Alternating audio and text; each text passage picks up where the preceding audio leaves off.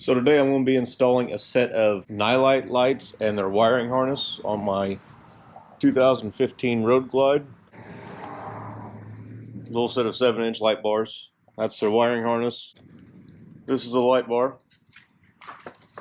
So let's get her strapped on and dirty-minded people. First step is to pull the windshield and outer fairing, and we'll go ahead and pull the tank and get ready to do this.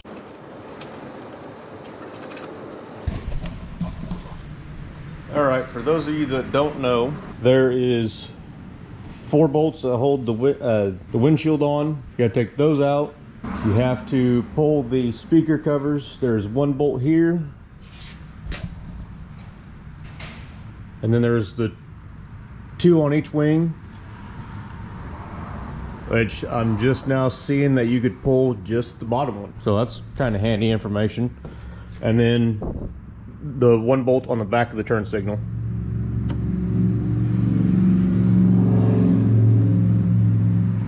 And then the 2 plugs for your turn signal wiring. Now we're going to do the tank. So we will pull the seat, and I'll come back at that point. All right, to pull the tank, we have 2 bolts here at the back. We will pull these up and set them off to the side. Disconnect the 1 plug here.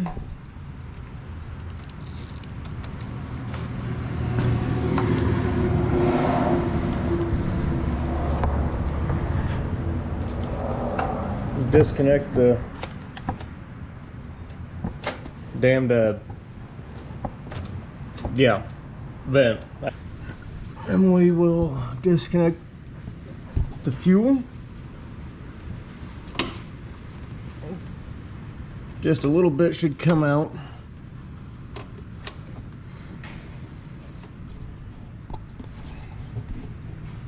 Hold on, I can't do this one-handed. Just had a slight 2 or 3 drops come out. And then we have 1 bolt, or 2 bolts, sorry, at the front. Along with this cover over only one of them on my bike, because, you know, I have a habit of losing these things.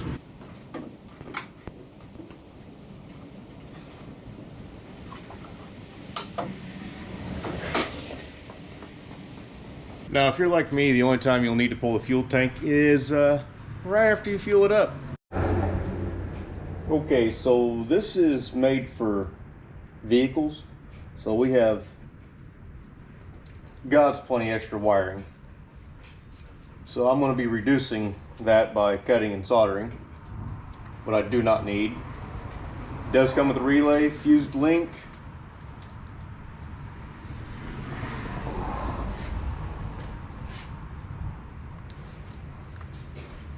spare fuses, and the connectors and instructions. Next thing we need to do is disconnect the ground side of the battery. Always do the ground side first. Now you can even take that a step farther and wrap in electrical tape. Now we'll go ahead and do the positive. And you could also wrap that one in electrical tape. Now we're going to go ahead and pop off this cover, because I'm going to lay my wires down inside there. That way we don't look like shit, and it's not going to be a one-handed job. So because I'm horrible at making videos, I did a lot of stuff off camera that I shouldn't have done. For one, I had to cut off the ends of the wiring harness to the battery connection, because they were made for a vehicle, so they were way too large, and crimped on some ones I already had in the garage. And I removed this cover and laid my wire in and closed it back up. Here's the wiring that's hanging out right now. So yeah, maybe we're not gonna have near as much extra as I thought we were, but we will see where we're at here in a few minutes. All right, something I should have known I was gonna have to do, but to run my wires, I need to pull the headlight. Something I haven't done yet. It looks like 4 bolts, and I believe there is 2 plugs on the back. So let's see how that goes.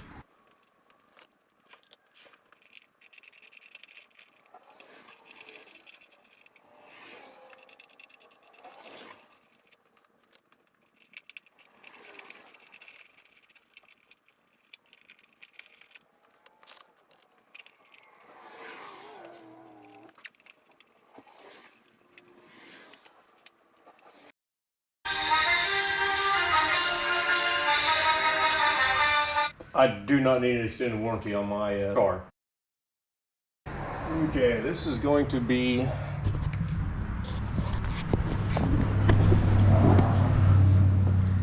the fun part. So I've got to stake my wires right through there with all that stuff. It's already in there. And that's not going to be very visible on camera, so see y'all in a little bit. Alright, just so y'all know, I went through and I pulled this wire all the way through. It was so much fun doing it, and then I realized that I'm mounting these lights on the crash bar. So that was a waste of time, but they should pull out a lot easier than they went in. Hey, look at that. Alright, now we'll try this shit again. Alright, so to mount the button, which I'm not a huge fan of, but it's what I got for right now. We're going to take the radio off and drill a hole in the inner fairing and mount her there. And put the radio back in. There is 4 connections on the back of the radio: the main harness, the USB plug, the AM/FM radio, and the GPS plug-in. And then 4 bolts.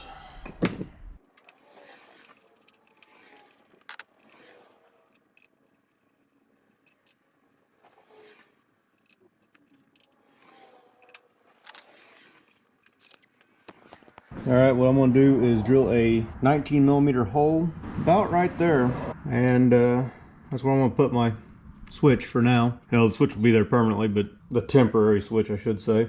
Alright, so change of plans. I am no longer going to use this spot. I don't like it. Now I am going to remove the accessory plug, which I've already got unplugged, and stick the button right there, I hope. We'll see what happens.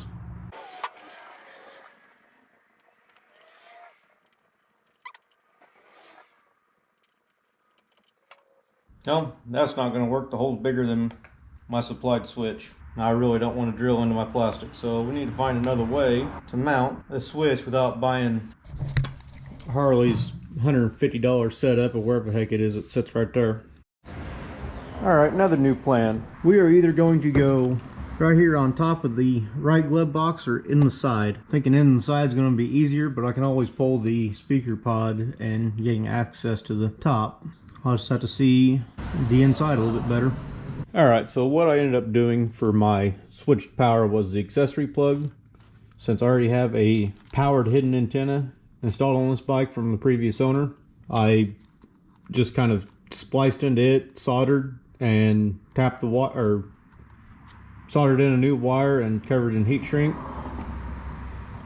And I'll run this wire down. I have plenty of extra, and I'm gonna leave extra. And I'm gonna cut off that red wire and use this small female side of the spade, and then I'll have my switched power, and we should be golden from there. This is just a little running lights on, kinda. Little LEDs in the middle of the headlight. Here's with just the light bar. Turn that back off. Headlight on.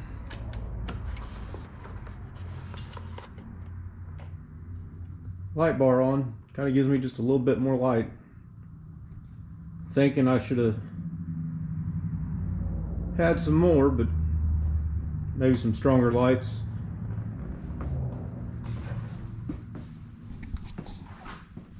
I don't think these are the lights I'm going to keep. They're just kind of temporary mounted right now. I think I'm going to get the square style instead of the 7-inch.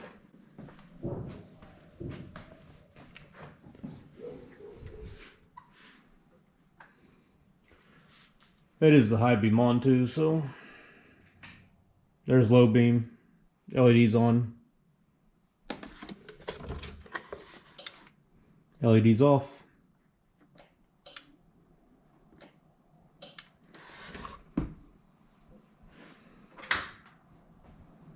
Now I can't see jet.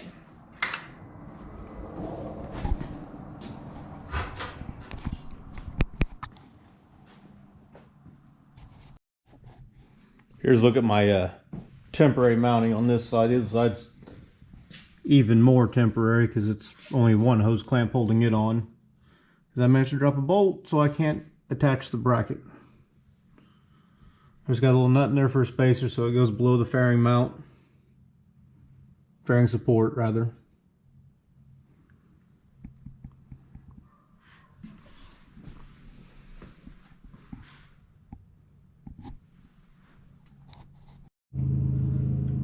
Alright, so today I'm going to take off the current little 7-inch LED light bars. They don't give me enough light for what I want. And I do have some new ones that are a little bit big, but don't know how well you can see that. But they're gonna be a lot brighter, I believe. Mounting's different, so I won't have that hose clamp type mount anymore, which would be nice. So yeah, we're gonna take off the old ones and get ready to start doing the new ones.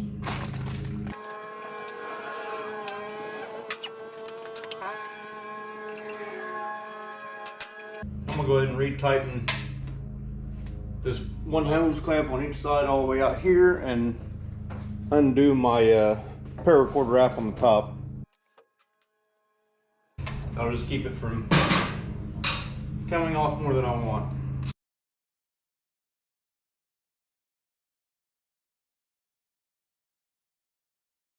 And for those of you that don't know, if you cut electrical tape instead of just pulling it apart and tearing it, you won't lose your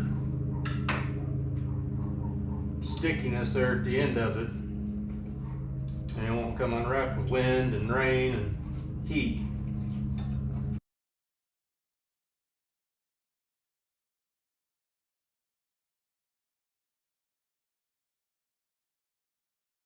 Also, if you're wondering, the engine guard is wrapped in black electrical tape, that way the chrome didn't shine through.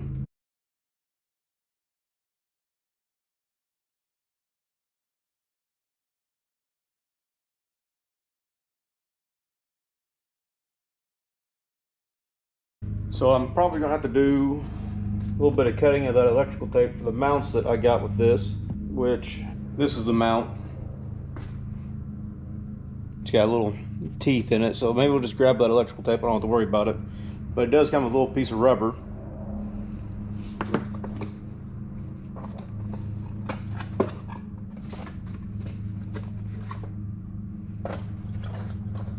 To go underneath of it, or a few adapters for each side. Here's the rubber to go underneath of it to help grab. Here's a little piece of rubber that actually set in there, and they're knurled on the back side of it so that it grabs into the knurling on the, or ridges on the clamp itself.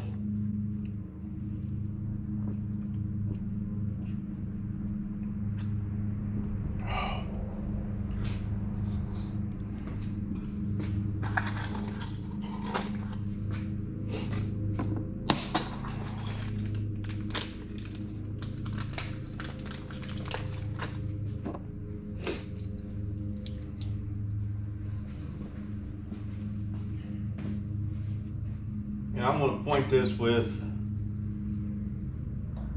the light towards the back because the light was set in front of it, towards the front of it anyways. We're going to try this without cutting any of the electrical tape off.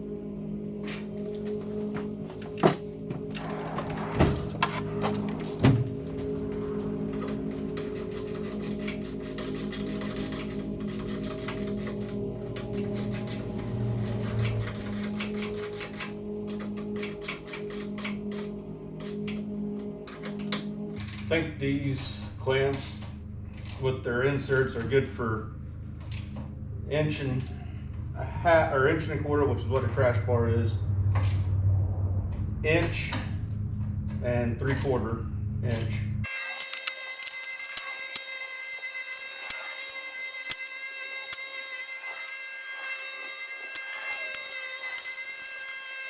Let's put a level on that. Not that it really matters that they're level, because I can still adjust the lights itself, but I want to at least get them close to each other. God damn.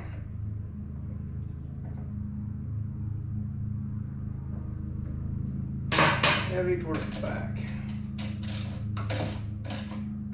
Or high on the back. Way too high on the front.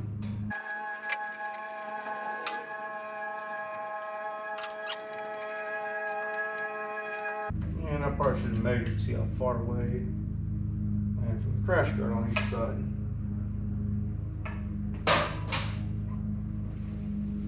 Be right back. So I've already loosened this one up. That one's at just under 3 inches, so we're gonna make this one close to the same.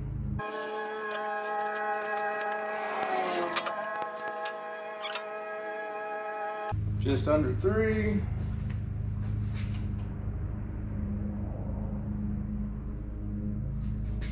Perfect-ish.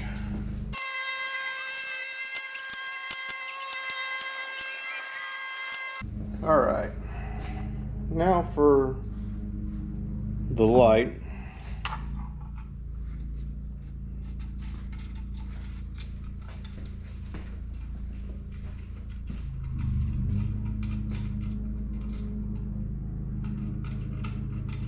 Unfortunately, I don't think about people using it for this type of application. So the wires come out the exact same on each one. Unfortunately, they're not a mirror image. I guess they don't set forward like I was thinking. They do set. Looks like they set low enough to clear the fairing support.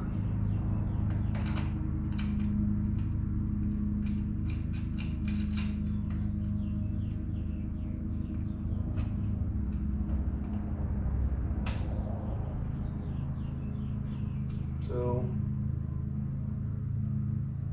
set it out there like that.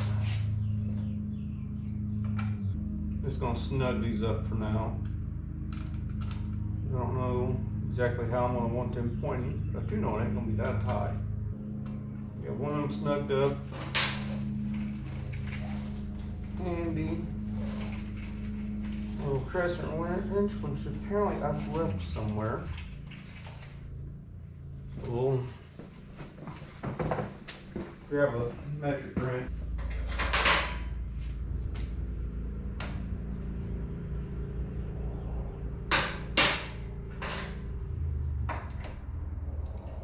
And yes, I grabbed 3, one on each side of what I thought it was. And it was what I thought it was. Now I'm just using the wiring harness that was with the original lights I had on there. Should be more than heavy enough, but I do need the terminals if they send me any new ones. And it doesn't look like they did. All right, that's one connected. See what she does.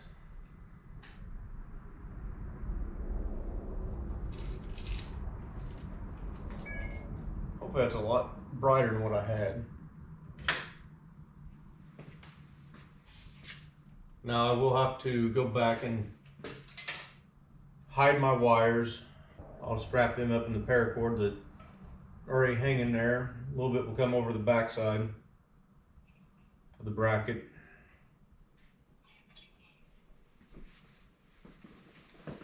Let's go ahead and do the other side. All right. Got them both mounted. Obviously, not both of them are hooked up yet. All right, so let's see what these some bitches will do. Get these little driving lights on. Bells in the middle of the headlight.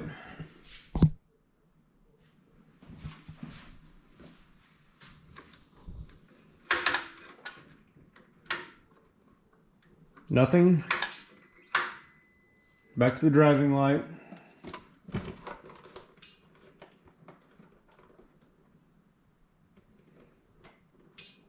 Wow, that's a crap ton brighter than what I had. That is just that little driving light, which has been overcome by now, and my new LED light bar.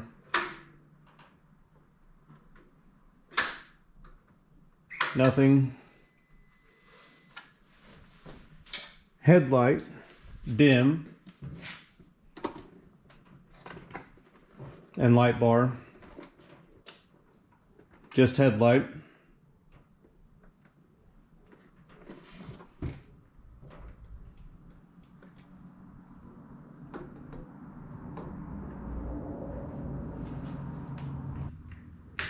That's bright.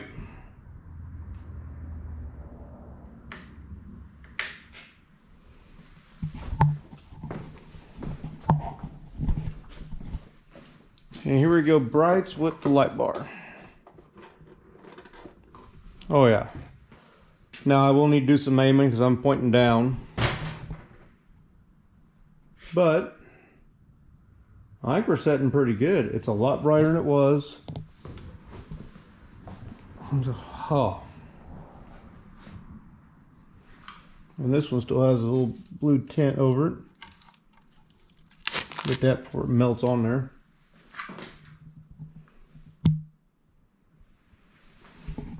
Oh yeah, I'm gonna like that a lot better. So I have started wrapping the paracord back around, which is a very time-consuming process with as tight as I put it on there.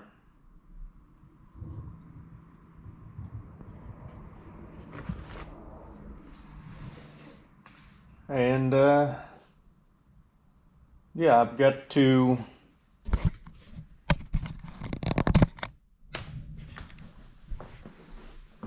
I've got a lot of extra wire that I just kind of had put back because I didn't know how I was going to do it for the new lights that I was going to get.